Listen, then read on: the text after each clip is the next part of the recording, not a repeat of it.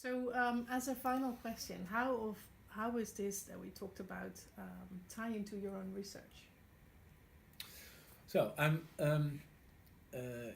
heavily involved in the debates like these because I worked quite a lot on a large refugee camp that I started to perceive as an urban environment. And the very background of that was that I actually wanted to study at some point how a refugee camp would be organized according to, let's say, the violence that occurs in it. So how does violence relate to social organization in a multi-ethnic refugee camp? It's the very moment I started walking around in the camp, I thought this is like a town, or actually like a city, because it was that large. This was a camp in Kenya. So there I personally experienced this sort of rigidity of the classifications we used, right? So there's the camp, that's where the poor refugees live, and there's the outside of the camp, and that's where the normal people live, or the citizens live. So in this case in Kenya, it turned out that the camp that resembled sort of that town, or the urban-like environment, was located in a desert-like, well, clearly marginalized area in northern Kenya, where there were better health and educational opportunities within the camp than outside. Um, Subjectively, obviously, there was more modernity inside the camp than outside of the camp, and so on and so forth. You could apply this to a lot of things. There was more food insecurity outside of the camp than inside of the camp. So for me, these the, let's say, labels and associations that I was used to by studying refugee literature were turned upside down. And later on I found, or very quickly I found, that this sort of upturning occurred all over the world, where refugee camps become routine and become normal and are often uh, located in either isolated areas or in city context, where the linkages between what is the normal, let's say, space of the citizens and the exceptional space of the camp becomes linked towards each other. So over time, and this particular camp was opened in 1992 and is only growing until today, it's becoming bigger. So people live there also, for maybe a second generation is being born, and so on and so forth. People learn each other's languages. So this issue of cosmopolitanism is also emerges also in that camp setting.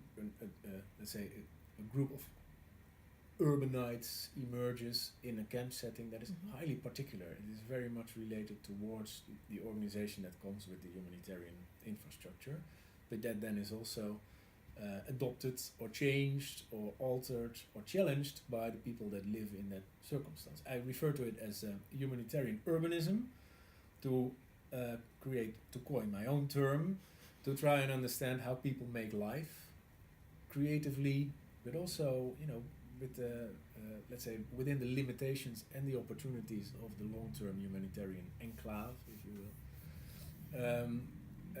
in that context, as a more or less normal setting over time, and especially set against the outer region where the camp is inserted in. Now that it is applicable, that that, let's say, that appreciation of how that humanitarian urbanism becomes a viable form of existence, by how at this moment in several places amongst them here in Kenya, there is an experiment of building long-term refugee camps that are deemed to be, to play a role in the development of the wider region. So rather than building camps as separations from the wider society, they are now in northern Kenya building a camp, or they've opened a camp, which they term a hybrid settlement, in which the facilities that are inserted there are accessible not only for refugees but also for people from the local communities. They build it in a durable way, so it's intended to last for at least 20 years, also thereby embracing the idea that the crisis is not the exception per se in this context, but that the camp becomes like a much more routine operation, that also, is an inclusionary measure for the people that are, let's say, the first entitled clients, but also for the local population, not only refugees and locals.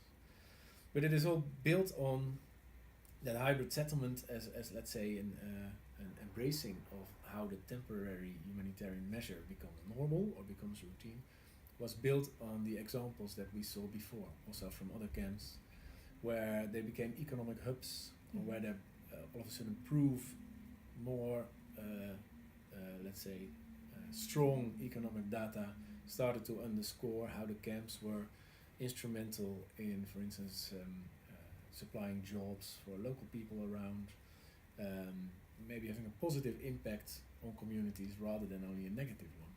So that's very interesting, because it is exemplary for a rethinking of what is a camp, but also what is exclusion, what is inclusion, what is a temporary humanitarian measure, what is a refugee right related to, let's say, the local environment where there are poor people that are not refugees but that are citizens. Should they be involved in those programs or not, and so on and so forth. So we see, this is not in Kenya, but we see similar sort of not mind shifts, how do you say it, new ways of thinking.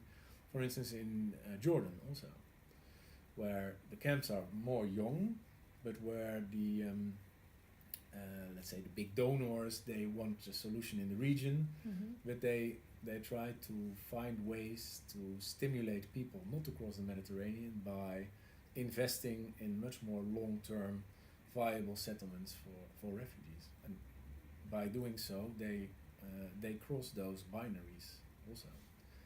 So this is sort of an exciting development, also a little bit of a tricky one because of what I just said. It may also mean that it's actually an erosion of the refugee right, or the opportunity for people to claim protection. So building a better camp may also in practice mean building a better enclosure, right, or building an enclosure that is not recognizable as an enclosure. But at the same time, it may also mean, if we look at it more strategically, or more, let's say, more on the basis of what we have been studying in the past 10 years or so, is that it is an embracing of the sort of things we found as emerging on the ground. That is, camps as emerging cities or emerging towns that were viable in their own way. Right. Thank you very much. Oh, welcome.